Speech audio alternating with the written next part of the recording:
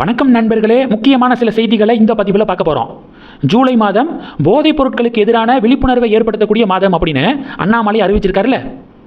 இப்போது ஜூலை 26 திருச்செந்தூரில் போதைப் பொருட்களுக்கு எதிரான விழிப்புணர்வு மாநாடு நடத்த போகிறாராம். திருச்செந்தூரில் நடைபெற இருப்பதாக செய்திகள் வலம் வருது. கூடிய விரைவாக அதனை பற்றிய அதிகாரப்பூர்வமான அறிவிப்பு வரும் அப்படின்னு எதிர்பார்க்கப்படுது. சூப்பர். கண்டிப்பாக இந்த போதைப் பொருட்களுக்கு எதிரான விழிப்புணர்வை இளைஞர்கள் அதிகமாக ஃபாலோ பண்ணக்கூடிய தலைவர்கள் முன்னின்று நடத்துவது வரவேற்கத்தக்கது. சமீபத்தில் சிஎம் விஜய் ஸ்போர்ட்ஸை எடு, ட்ரக்ஸை விடு அப்படின்னு சொல்லிட்டு ஒரு விழிப்புணர்வு மாரத்தானை தொடக்கி வச்சார்ல. கண்டிப்பாக அதை வெல்கம் பண்ணணும். ஏன்னா விஜயை ஏராளமான இளைஞர்கள் ஃபாலோ பண்ணுறாங்க. அப்போ விஜய் ட்ரக்ஸுக்கு எதிராக அவர் பேசும்போது அது நிறையா இளைஞர்களை போய் சேரும். அதை கண்டிப்பாக வெல்கம் பண்ணணும். ஆனால் அதில் ஆதவ அர்ஜுனா இந்தியாவிலேயே எந்த சிஎம்மும் 3 கிலோமீட்டர்லாம் ஓடுனது கிடையாது, விஜய் ஓடி இருக்காரு அப்படின்னு சொல்லிட்டு பில்டப் விட்டது தான் இடிக்குது. ஏன்னா ஒமர் அப்துல்லா ஜம்மு காஷ்மீருடைய சிஎம் 21 கிலோமீட்டர் ஓடி இருக்காரு. அதனால் ஏன் ஹரியானாவுடைய முதல்வர் அடிக்கடி மாரத்தானில் பார்ட்டிசிபேட் பண்ணுறவரான். இந்தியாவிலேயே விஜய் தான் இப்படி பண்ணியிருக்காரு அப்படின்னு சொல்கிறத ஆதவ அர்ஜுனா தவிர்த்திருக்கலாம். சிஎம் மட்டும் கிடையாது, பல அரசியல்வாதிகளும் இது மாதிரி மாரத்தானு நிறைய ஸ்போர்ட்ஸ் காம்படிஷனில் இன்வால்வ் ஆகுறாங்க. ஏன் அண்ணாமலை கோவாவில் நடந்த அயன்மேன் காம்படிஷனில் கலந்துக்கலையா? அதெல்லாம் எவ்வளவு டஃப்பான காம்படிஷன். 1.9 கிலோமீட்டர் முதல்ல நீச்சல் அடிக்கணும். அந்த நீச்சல் அடித்த உடனேயே அந்த 1.9 கிலோமீட்டரை முடித்த உடனேயே 90 கிலோமீட்டர் சைக்கிளிங் போகணும். அந்த 90 கிலோமீட்டர் சைக்கிளிங்கை முடித்த உடனேயே 21 கிலோமீட்டர் ரன்னிங் போகணும். அடுத்தடுத்து இதை பண்ணணும், இதை கம்ப்ளீட் பண்ணணும். அது அண்ணாமலை கம்ப்ளீட் பண்ணியிருக்காரு. அதனால் பல மாநிலங்களில் பொலிட்டீஷியன்ஸு, சீஃப் மினிஸ்டர்ஸ் எல்லாம் ஸ்போர்ட்ஸ் ஆக்டிவிட்டியில் தொடர்ந்து ஈடுபடுறாங்க. இந்தியாவிலேயே வேறு யாரும் பண்ணது கிடையாது, சிஎம் விஜய் தான் பண்ணியிருக்காரு அப்படின்னு ஆதவ் பேசினதுனால இந்த பஞ்சாயத்து உருவானுச்சு. மற்றபடி சிஎம் விஜய் முன்னெடுத்தது டெஃபினட்டாக வரவேற்கத்தக்கது. அந்த வரிசையில் அண்ணாமலையையும் அவ்வளவு இளைஞர்கள், லட்சக்கணக்கான இளைஞர்கள் ஃபாலோ பண்ணுறாங்க. அப்போ அவரே போதைப் பொருட்களுக்கு எதிரான விழிப்புணர்வை முன்னின்று நடத்துறது கண்டிப்பாக வரவேற்கத்தக்கது.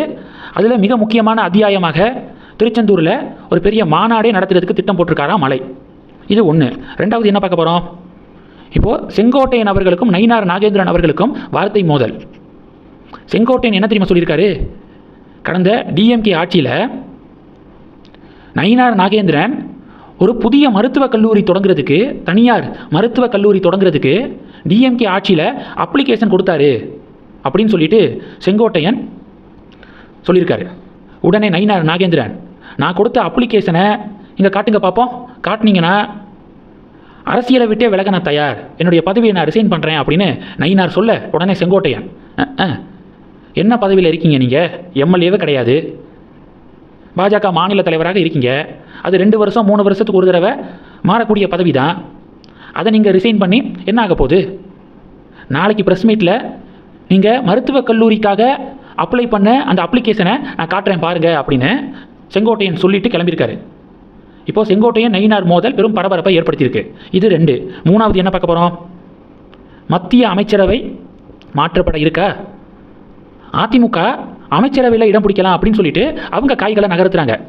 எப்போதுமே எலெக்ஷன் ரிசல்ட்டுக்கு பிறகு அதிமுக பாஜகனால தான் தோத்தோம் அப்படின்னு சொல்லிட்டு இந்த டயலாகை பேசுவாங்க. ஆனால் இந்த வாட்டி பேசலை, கவனிச்சிங்களா? ஏன்னா ஒரு பக்கம் அதிமுகவும் நாளுக்கு நாள் வீக் ஆகிக்கு இருக்குது, பல எம்எல்ஏக்கள் ரிசைன் பண்ணிக்கு இருக்காங்க. இன்னொரு பக்கம் அமைச்சரவையில் அதிமுகவை உள்ளே கொண்டு வந்தால் அதிமுக கொஞ்சம் ஸ்ட்ராங் ஆகும் அப்படின்னு இபிஎஸ் நினைக்கிறாரு. அதன் காரணமாக தான் தேர்தலில் தோல்வி அடைஞ்சதுக்கு பாஜக காரணம் அப்படின்னு யாரும் பேசக்கூடாது, வார்த்தையை விடக்கூடாது அப்படின்னு உத்தரவு போட்டிருக்காரு. காரணம் அமைச்சரவையில் இடம் பிடிக்கிறதுக்கு. ஆனால் கேபினட் ரீசஃபில் அதிமுகவுக்கு இடம் இல்லை அப்படின்னு டெல்லி வட்டாரம் உறுதியாக இருக்காங்களாம். இதனால அதிமுக வெக்ஸ் ஆகிட்டாங்களாம். இந்த ஒரு டிபேட்டும் நடந்துக்கிருக்கு. இந்த செய்திகள் எல்லாத்தையும் பற்றி உங்களுடைய பார்வைகளை மறக்காமல் கமெண்ட் பண்ணுங்கள். தொடர்ந்து கணக்கில் இருங்க. அடுத்தடுத்து நிறையா பதிவுகளை பார்க்க போகிறோம். நன்றி. ஜெய் ஹிந்த்.